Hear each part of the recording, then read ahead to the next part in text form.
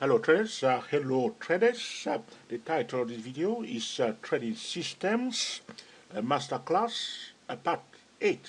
If you have not watched Part 1 to Part 7, you may do so before watching this video. Very important. Today we're going to discuss signal. Trading systems give signals. They give direct signal and they also give indirect signal. When a trader sees a signal, he or she does not have to take the signal. Let me say this again. When you purchase a trading system and you see a bullish signal or a bearish signal, you do not have to take the signal. Why? Because if the signal is a useless signal, if the signal does not offer an excellent return to risk ratio, you do not have to take the signal. The problem that we have seen when traders are using a trading system is that they spend most of the time taking every signal. And they say, I have to take it, and if I take it and the signal fails, I don't have to come out. I will just stay there doing nothing and I will blame the system. By the way, this video is not about criticizing traders, but to give to traders the guidelines that they need to follow in order to use their system more efficiently. Alright, so do not get you understand what I mean? Alright, so we see a signal.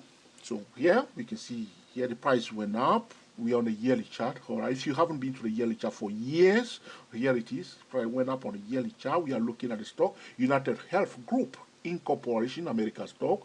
So price went up for many years and then pulled back in the zone of 78% Fibonacci retracement level. That's why a lot of professionals will call a high discounted stock. So you want to know the fair value, the true value, at least the technical fair value of that stock.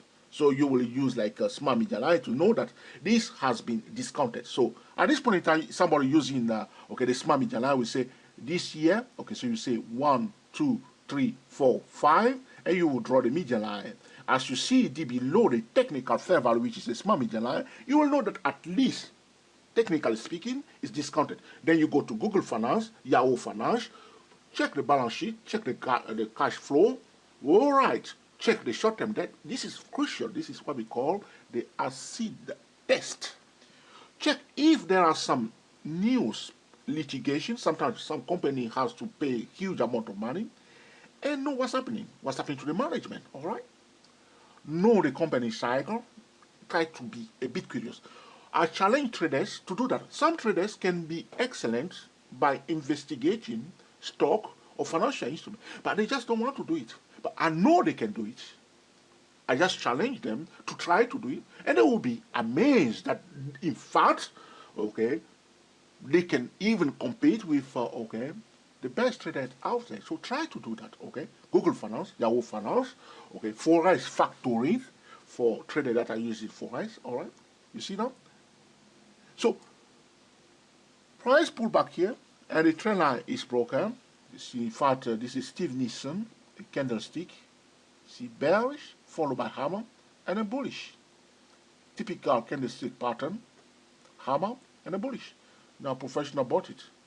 Now when we see a signal, I'm giving this as an example, we do not have to take it. We must now investigate the signal. Where is the signal taking place? Is it at the right place? Good. When should the signal take place? So the where and when is very important to know. Now, if for instance I place on my chart, suppose, ladies and gentlemen, I'm using a trading system that is based on the relative strength index, the RSI indicator. Alright? I must, as I explained to you in the previous video, I must understand how to use the RSI indicator. This is about going to dayprotrader.com. I must understand how to use it at least. If I don't know what's the purpose of the RSI indicator, why people are using 14, why they don't use 20. You want to know. So you understand indicator and you see a signal. The RSI is overbought. Look, at that point in time, the RSI was still above 50, but was in overbought zone and was coming down. But the price changing direction. All right. So the indicators we give the warning. This is what we are talking about. The direct and the indirect signal. All indicators, MACD, RSI, CCI, Bollinger Bands, moving averages, will give stochastic, will give an indirect signal. The direct signal is given by the price itself. The price must confirm the signal. So we want to know what is a direct signal, what is an indirect signal. In fact, I posted one article at designarticle.com, all right? Check georgetrio at Design Article, and you will see some of my article there. So, the indicator is giving a warning that, George, the market is overbought. Prior rolling fast, you can see here, this year went fast. And the indicator was still below its signal line here, telling me that it's still bearish. But the trailer is broken. We see the hammer, followed by the green one here. The music is changing, all right? So, the point I want to stress on here is that traders do not have to take the signal. They must understand what is a direct signal, what is an indirect signal. So, for instance, all right, you are using a moving average 20 and moving average 50, all right, for your decision. Or you are using moving average 50 and moving average 200. So, moving average 200 cross above moving average, okay, moving average 50 cross above moving average 200, you say it's bullish. But what is the price telling you? Where is the market? What's happened to the market leaders? All right, you remember talking about part 1 to part 6, part 7. All right, the thing that we have discussed. Investigate, be curious. Don't take the signal because there is a signal. Where is the signal taking place? When did the signal takes place? All right, you want to investigate that and check the risk-reward ratio. If, for instance, you're going to risk, all right, you come in Monday morning, you want to risk $50, all right, for a trade that is going to maybe pay you $15, $15, $50 for $15. Now, if you are taking it, you have to stand in front of your computer and watch it, because you know that this is not okay, a good return to risk ratio. So you're going to watch it. If it's messing around, you're going to close it and just go away from it. All right, but you want to give yourself the best trade. So this is about selecting the best signal and understanding the signal. If we see, for instance, this is an indirect signal telling us that, George, the RSI is overbought. In fact, it's at 92. It's telling me since that, at this point, it's overbought a long time. Since this point. But the price is still going up. By just applying the definition of the uptrend, the price might display higher lows, higher highs in the uptrend until it fails to display a new higher high. But the price still displaying higher lows, higher high. But my indicator is giving me a warning and say to me, George, this is overbought, this is overbought, this is overbought, this is overbought, this is overbought. But this is an indirect signal. An indirect signal is a warning. Watch it. It's going fast. Watch it. Watch it. But you want to know what is taking place. If you understand, there was a consolidation and then a breakout. You see? It's going to go fast.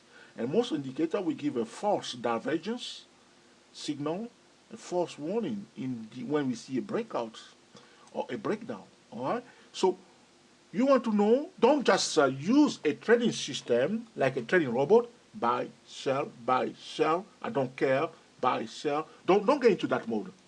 Be fully responsible for your decision. Say, George, yes, this is a triple green, but I don't like this triple green, I'm not taking it, all right? Say, George, this is a single green, but I don't like this single green, I'm not taking it, all right? It's my money, and I'm not taking it.